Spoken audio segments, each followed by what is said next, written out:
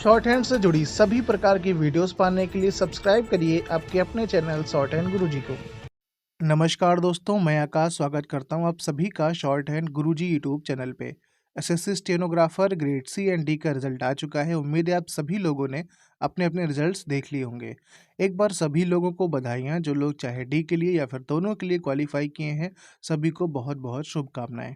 अब समय है कि आप अपना अगला स्टेप यानी स्किल टेस्ट की तैयारी के लिए कितना सीरियस हैं और कैसे अपनी तैयारी करेंगे, क्या रणनीति कैसी होनी चाहिए आपकी, क्योंकि अब समय है हर हाल में आपको स्किल क्वालिफाई ही करना है, कोई इफ़ बट उसमें नहीं होना चाहिए।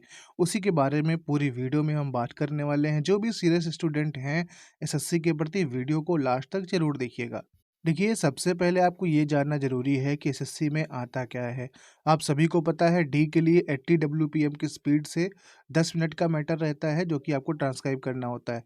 और ग्रेड सी के लिए 100 डब्ल्यूपीएम के स्पीड से मैटर आता है, ठीक है। 10-10 मिनट के दोनों ही मैटर रहते हैं, चाहे वो आप हिंदी की बात करें, इंग्लिश की बात करें। आपको तैयारी अपनी कैसे करनी है, ये जान लीजिए।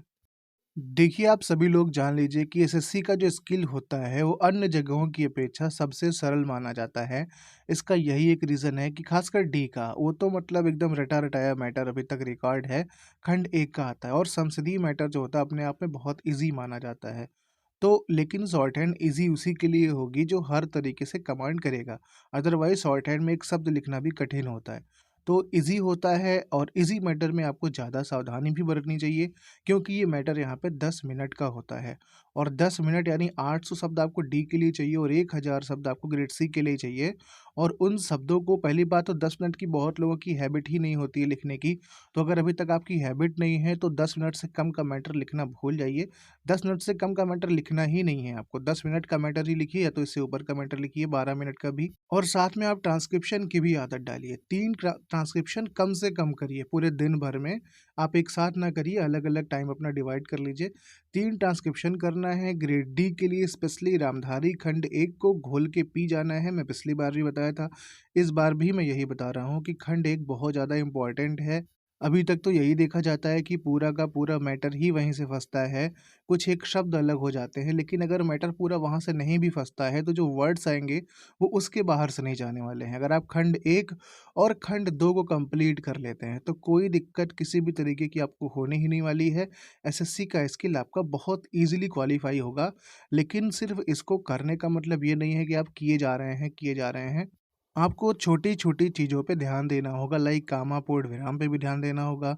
छोटी-छोटी जो अशुद्धियाँ आपसे हो जाती हैं, जो कि आप शॉर्ट हैंड में भी कर देते हैं, ट्रांसक्रिप्शन के टाइम पे गलत कर देते हैं या फिर टाइपिंग के टाइम पे गलत कर देते हैं, या फिर आपको उसकी असली वर्तनी यानी वो शुद्ध कैसे लिखा जाता है, वो ही पता ही नहीं होता है। तो देखिए, ये सारी चीज़ें तो हो गई सावधानियाँ, अब हमको तैयारी करनी कैसे है? सबसे पहले आप जाइए हमारी प्लेलिस्ट में। जब आप जाएँगे वहाँ पे रामधारी गुप्ता खंड 1 की प्लेलिस्ट पूरी पड़ी हुई है। 100 शब्द प्रति मिनट की गति से खंड 1 पूरा कंप्लीट है। वो सारी वीडियो आपको हर हाल में करनी है, एक बार नहीं बार-बार करनी है, और जब तक आपकी एरर्स 5 के अंदर ना आने लग जाएँ, चाहे रीडिंग करने पे या ट्रांसक्रिप्शन करने पे, आपको छोड़ना नहीं है। और जो भी उसके कठिन शब्द हैं, ठीक है? उन सभी पे आपकी हर हाल में कमांड होनी चाहिए। आप उसी में प्लेलिस्ट में जाएँगे, देखेंगे तो आपको रामधारी गुप्ता खंडे की आउटलाइन्स की भी प्लेलिस्ट मिलेगी, जिसमें आपको आउटलाइन्स भी मिल जाएगी और वो आउटलाइन जो यूट्यूब पे मिलेगी आपको, वो डिक्टेशन के फॉर्म में मिलेगी। सभी चैप्टर्स की आउटलाइन का डिक्टेशन है, जिससे आप आउटलाइन की प्रैक्टिस करके उसको डिक्टेशन के फॉर्म में प्रैक्टिस कर सकते हैं स्पीड बढ़ाने के लिए। और आउटलाइन की पीडीएफ हो या फिर पूरे मैटर की पीडीएफ हो, आरजी नाम से आपको मैटर की पीडीएफ मिलेगी और आउटलाइन की पीडीएफ तो आरजी आउटलाइन के नाम से मिलेगी। हमारे टेलीग्राम के ग्रुप में ही मिलेगी, बिल्कुल फ्री में। डिस्क्रिप्शन में लिंक है, आप ज्वाइन हो सकते हैं। एक बार फिर से जान लीजिए मैंने क्या कहा कि खंड 1 का आपको पूरा आउटलाइन कंप्लीट करना है, प्रैक्टिस करनी है। डिक्टेशन के साथ-साथ डिक्टेशन आप अलग से करते रहिए जैसे कर रहे हैं। आउटलाइन पे कमांड आपको करना बहुत ज़्यादा ज़रूरी है। आप किसी भी प्रणाली से हों, ज़रूरी नहीं कि जो आउटलाइन्स मैंने बताई हैं, आप वही बनाइए। आप स्वतंत्र हैं, आप कैसे भी आउटलाइन बनाइए, बस आपकी आउटलाइन आपको पकड़ में आना चाहिए, वो इम्पोर्टेंट होता है वहाँ पे। लेकिन हाँ, आउटलाइन की प्रैक्टिस ज़रूर करना है, डिक्टेशन के फॉर्म में करिए। जिस स्पीड में वीडियो अपलोड है, अगर उसमें आप कंफर्टेबल हैं, तो स्पीड फॉरवर्ड का भी ऑप्शन आता है, वहाँ से 1.25, 1.5 करके भी आप डिक्टेशन लिख सकते हैं आउटलाइन वाला। और साथ ही में अभी हम अपने चैनल पे भी आप लोग के लिए कुछ सोचने वाले हैं कि संसदीय मैटर भी आप लोग के लिए स्टार्ट किए जाएँ बहुत जल्द, और जो कि अच्छे लेवल के मैटर्स हों, जिसको करने में आपको भी मज़ा आए, आपके अंदर थोड़ा कॉन्फिडेंस आए कि हाँ, अगर इस टाइप के मैटर्स हम कर लेते हैं तो हमें स्किल में कोई बाहर नहीं करने वाला। और ये हमारा रिकॉर्ड भी रहा है कि चाहे ईज़ी मैटर हो, मॉडरेट हो या फिर टफ़ हो, हर टाइप के मैटर आपको हमारे चैनल पे मिलेंगे। सबकी प्रैक्टिस आपको भरपूर तरीके से करनी है। हर तो बस आपको कुछ नहीं करना है, सिर्फ़ डिक्टेशन लिखना है। क्या आपने गलत किया है उसको देखना है, उसकी वजह देखनी है कि क्या रीज़न था ये गलत हो गया। अगर 2 मिलती-जुलती आउटलाइन है, तो आप उसको चेंज कर दीजिए। अगर स्त्रीलिंग, पुल्लिंग में आप गलती कर रहे हैं, जैसे रहा है, रही है, जाते हैं, जाती हैं, तो उसमें आप अपने अनुसार जो है उसमें परिवर्तन कर सकते हैं, चाहे बिंदी लगा के आप जिस तरीके से भी करते हों। और आउटलाइन्स, मेन तो आउटलाइन्स ही होती हैं, आपकी मिलती-जुलती आउटलाइन्स ही होती हैं जो आपकी एरर करवाती हैं। और एक सबसे इम्पॉर्टेंट चीज़ होता है शॉर्ट हैंड में, दैट इज़ राइटिंग। अगर आप स्पीड में, जैसे कि आपने 80 में लिखा, आपकी 80 ही एक्चुअल स्पीड है, तो वहाँ पे आप जब प्रेशर में होंगे तो आपकी राइटिंग गड़बड़ हो जाएगी और बहुत ज़्यादा चांसेस हैं कि आप आते हुए शब्द को भी ना पकड़ पाएँ। इसलिए अपनी राइटिंग भी अच्छी करिए। जो भी आप आंकड़े लगाएँ, जो भी आप आउटलाइन्स बनाएँ, जो स्ट्रोक आपके बनेंगे, वो कम से कम आपको समझ में भी आए कि हाँ, मैंने बना क्या रखा है।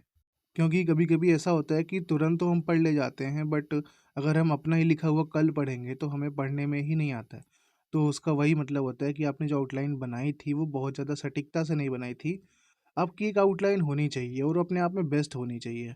अगर आपको आउटलाइन नहीं मिलती है तो हमारे ग्रुप में आप पूछ सकते हैं। तो बस अपनी तैयारी को आप जारी रखिए, बहुत अच्छे तरीके से तैयारी करिए।